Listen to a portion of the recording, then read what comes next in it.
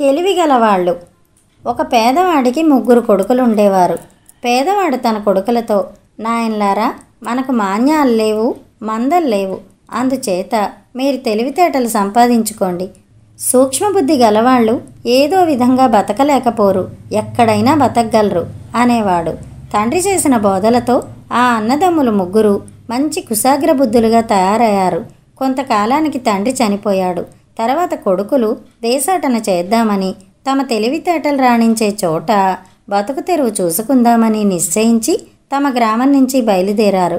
వాళ్ళు చాలా రోజులు ప్రయాణించి అలసిపోయి చివరకు ఒక నగరాన్ని చేరవచ్చారు. వాళ్లకు ప్రాణం లేచి వచ్చినట్టయింది. 3 నగరం కేసి నడుస్తుండగా పెద్దవాడు చప్పున ఆగి నేలకేసి చూసి, కొద్దిసేపటి కింద ఇటుగా ఒక పెద్ద ఒంటె వెళ్ళింది అన్నాడు. రెండోవాడు బాటకు అటు ఇటు చూసి, దానికి ఒక కన్ను గుడ్డి అన్నాడు. వాళ్ళు మరికొంత దూరం నడిచాక మూడోవాడు, ఆ ఒంటె మీద ఒక ఆడది ఒక బిడ్డ ఉన్నారు అన్నాడు. మిగిలిన 2 నిజమేనన్నారు. 3 ముందుకు నడిచిపోతుండగా ఒక మనిషి గుర్రం మీద అటుగా వచ్చాడు. పెద్దవాడు ఆ మనిషి కేసి చూసి, దేనికోసమో వెతుకుతున్నట్టున్నావే అన్నాడు. అవును అన్నాడు గుర్రం మీదివాడు. ఒంటె కోసం కాదు కదా అన్నాడు పెద్దవాడు. అవును అన్నాడు గుర్రం మీదివాడు. పెద్ద ఒంటె కాదు అన్నాడు పెద్దవాడు. అవును అన్నాడు గుర్రం మీదివాడు. దాని ఎడమ కన్ను గుడ్డి అవునా అని రెండోవాడు అడిగాడు. అవును అన్నాడు గుర్రం మీదివాడు. దాని మీద ఒక ఆడది బిడ్డ ఎక్కారు కాదు అన్నాడు మూడోవాడు. గుర్రం మీదివాడు అన్నదమ్ములకేసి అనుమానంగా చూసి, నా ఒంటెని మీరు సంగ్రహించారన్నమాట. దాన్ని ఏం చేశారో చెప్పండి. ఎవరికైనా అమ్మారా లేక ఎక్కడైనా దాచారా అన్నాడు. నీ ఒంటెని మేము కళ్ళ చూడను కూడా లేదు అన్నారు అన్నదమ్ములు. అయితే మీకు దాని వైనాలన్నీ ఎలా తెలిసాయి అన్నాడు గుర్రం మీదివాడు. కళ్ళు బుద్ధి ఉపయోగిస్తే చాలా విషయాలు తెలుస్తాయి. ఈ దిక్కుగా వెళ్ళావంటే నీ ఒంటె కనిపిస్తుంది అన్నారు అన్నదమ్ములు. నేను ఏ దిక్కుగానూ వెళ్ళను, మీరే నా ఒంటెను కాజేశారు, దాన్ని నాకిచ్చేయండి అన్నాడు గుర్రం మీదివాడు. నీ ఒంటెను మేము చూడను కూడా లేదు బాబు అంటుంటే అన్నారు అన్నదమ్ములు. గుర్రం మీదివాడు కత్తి దూసి ఆ 3 బెదిరిస్తూ ఆ నగరాన్ని ఏలే పాదుషా దగ్గరికి తీసుకుపోయి పాదుషా దగ్గర ఇలా ఫిర్యాదు చేశాడు. నేను నా మందను కొండలకు తోలుకుపోతున్నాను. నా భార్య కొడుకు ఒక ఒంటె మీద నాతో బయలుదేరారు. ఏ కారణం చేతనో వాళ్ళు వెనకబడి దారి తప్పారు. నేను వాళ్ళను వెతుక్కుంటూ వెనక్కు వచ్చేసరికి ఈ 3 కాలినడకన వస్తూ కనిపించారు. వీళ్ళు నా ఒంటెని దొంగిలించారు. నా భార్యను కొడుకును చంపేశారని నా అనుమానం. నీ అనుమానానికి ఆధారం ఏమిటి అని పాదుషా అడిగాడు. నేను పల్లెత్తు మాట అనకుండానే వీళ్ళు నా ఒంటె పెద్దదని, దానికి ఒక కన్ను లేదని, దాని మీద ఒక ఆడది బిడ్డ ఉన్నారని చెప్పారు అన్నాడు ఒంటెవాడు. ఇక సందేహం ఎందుకు, వీళ్ళు దొంగలే అని పాదుషా అన్నదమ్ములకేసి తిరిగి, చోరులారా, ఒంటెను ఏమి చేశారో చెప్పండి అన్నాడు. మేము చోరులం కాదు, మేము ఇతడి ఒంటెను ఎన్నడూ చూడనైనా లేదు అన్నారు అన్నదమ్ములు. మీ అంతటి మీరే ఆ ఒంటెను పూసగుచ్చినట్టు వర్ణించి ఆడది బిడ్డ ఉన్న సంగతి కూడా చెప్పి దొంగలం కామంటారేమిటి అన్నాడు పాదుషా. అదేమీ విడ్డూరం కాదు పాదుషా గారు.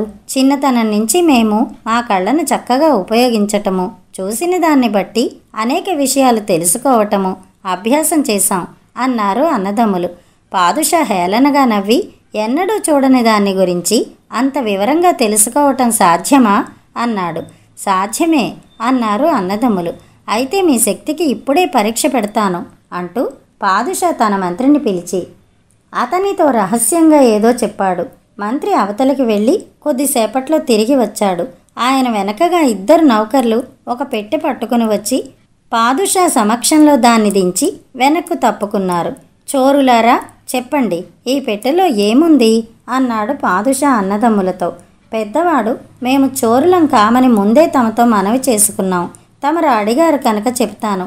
ఈ పెట్టెలో ఉన్నది ఒక గుండ్రని వస్తువు అన్నాడు. అది దానిమ్మకాయ అన్నాడు రెండోవాడు. అవును, ఇంకా పండలేదు అన్నాడు మూడోవాడు. 3 ఇలా అన్న తర్వాత పాదుషా పెట్టెను తెరిపించి అందులో ఉండే వస్తువును పైకి తీయించాడు.